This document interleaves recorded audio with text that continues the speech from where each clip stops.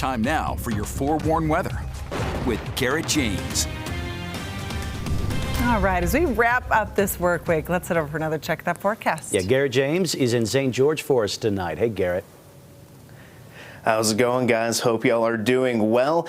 However, tomorrow we're still going to be looking at more limited air quality. We're not going to be looking at good air quality unless you live in Carbon County. We can see Price going to see good air quality once again, but now you went to Duchesne County, y'all are going to be looking at moderate air quality. And then from Logan to Provo and west of there, also going to see that moderate air quality as that haze, it's holding on, and that's because of the high pressure that we're seeing across the atmosphere. Take a look at this. High pressure, it is a strong ridge of high pressure that reaches all the way up to Canada. But notice how that system actually backs to the west just a little bit. That just goes to show how strong it is. But for now, that low pressure that's out west, it's slowly going to impact our forecast. However, it's going to be real slow. It is going to try and break down that high pressure just a little bit, but not likely until we get to about probably this time next week is when we'll really start to see the effects of it, because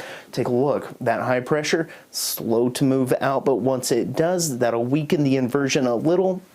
I don't think we're going to completely get rid of the inversion and the haze. I do think that we'll still see it. I don't think it'll be quite as bad as it is right now and what it will be on Sunday. But by the time we get to the latter half of the week, next week, that low pressure system that's on the west coast, that's going to be moving into the Beehive State. And with it, likely going to come some slight precipitation chances. And that's reflected right here. We can see the precipitation outlook between the 21st and Christmas Day shows slightly wetter than average, especially for the southern portion of the state. But it is looking hotter than average for this time of the year as well in that same time frame.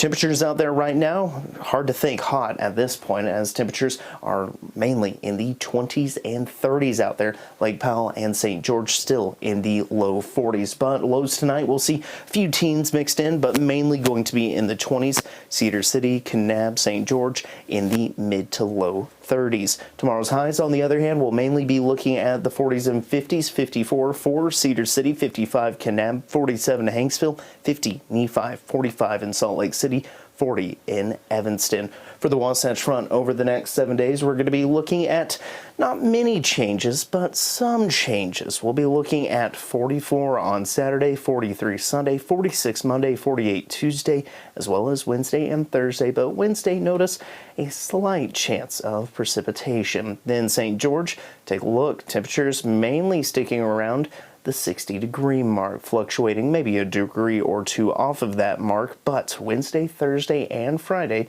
we'll be looking at some slight rain chances. Back to you guys.